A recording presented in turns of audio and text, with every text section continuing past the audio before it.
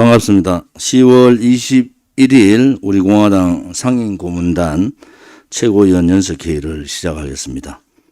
오늘은 박근혜 대통령께서 불법 인신감금 옥중투쟁 1666일째 되는 날입니다. 그들의 폭압적인 또 박근혜 대통령에 대한 탄압이 언제까지 가는지 국민들은 똑똑히 지켜보고 있습니다. 빠른 시간 내에 박근혜 대통령께서 국민의 품으로 오시기를 기원드립니다. 10월 26일은 박정희 대통령 각하의 서거 42주기 되는 날입니다. 대한민국을 가난으로부터 배고픔으로부터 해방시켜 주신 영웅이십니다. 또 대한민국의 부국 강병과 지금 같은 붉은 세력들이 나라를 이끌지 못하도록 해주신 반공정신. 우리 공화당은 이승만 대통령님의 건국정신인 자유정신과 박정희 대통령 각하의 부국 강병 애국정신과 또 박근혜 대통령의 자유통일 예민정신을 받들고 우리 공화당 당사에는 세 분의 사진이 이렇게 있습니다. 걸려 있습니다. 그런데 대한민국의 국방부는 매년 추모제를 하는 민족중흥회 주최의 추모제를 이번에 방역을 핑계로 추모제를 못하겠습니다.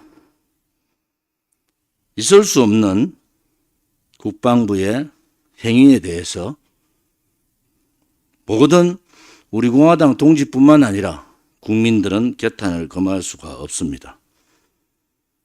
박정희 대통령의 서거 42주기 추모식을 박정희 대통령 유경수 여사님의 현충원 묘소에서 하지 못하는 상황이 벌어졌고, 그것도 현충원과 민족중흥회 간에 300명 인원을 제한해서 하고자 했던 합의조차도 국방부는 깨버렸습니다. 있을 수 없는 만행이고 있어서는 안 되는 대한민국의 국방부가 아닌 조선인민민주주의 국방부와 같은 역할을 한 국방부 장관과 이 결정을 한 자들에 대한 응징이 있어야 된다고 봅니다. 우리 공화당은 작년부터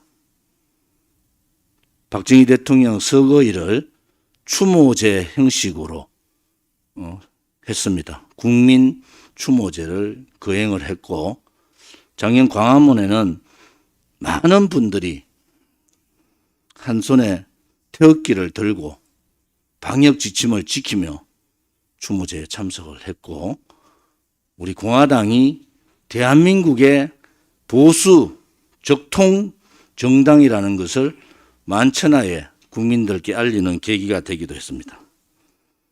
아무리 문재인 좌파 독재 정권이 박정희 대통령의 정신을 훼손하고 그분의 위대한 역사를 묻고 싶다 하더라도 이런 만행은 할 수가 없는 겁니다. 민노총이 평일 대낮에 무려 2만 7천 명을 결집해서 서울 도심을 마비시키는데도 불구하고 불법 집회가 문재인 정권에 의해서 그냥 수용되는 그러한 모습을 보면서 그들의 방역의 작대의 허구성을 우리는 보고 있습니다. 우리 공화당은 25일, 26일 양일간에 걸쳐서 박정희 대통령 42주기 추모제를 서울시청광장에서 할 것을 지도부 결의를 통해서 통과시켰습니다. 앞으로 박정희 대통령에 대한 추모제나 탄신제 이러한 중요한 날에 대해서 우리 공화당은 앞장서서 보수 정통 적자 정당답게 추모제와 탄신제를 준비하고 예와 성을 다해서 모시도록 하겠습니다. 이번에 국방부에 있을 수 없는 만행에 대해서 자유우파 국민뿐만 아니라 우리 공화당 동지뿐만 아니라 많은 국민들께서 규탄해 주셔야 됩니다. 있을 수 없는 만행이 벌어진 겁니다.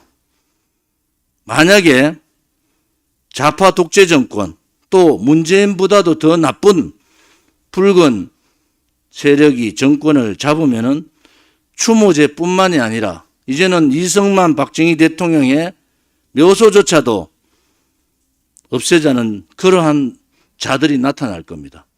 한 발의 물러섬도 가질 수가 없습니다. 일각의 주저함도 없습니다. 임전무태의 마음으로 그들과 맞서 싸워야 합니다. 위대한 역사를 짓밟은 또 대한민국의 자유우파의 역사를 좌파의 역사로 만들고 있는 이 문재인 좌파 독재 정권을 용서할 수가 없습니다. 촛불 쿠데타를 통한 권력 찬탈로 국민들이 다 죽었다고 생각하지만은 대한민국 국민은 살아 있습니다.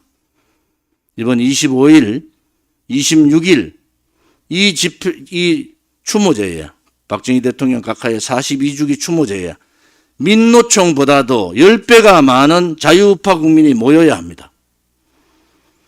국민이 살아있고 국민의 저항권이 얼마나 무섭다는 것을 우리가 알려야 됩니다.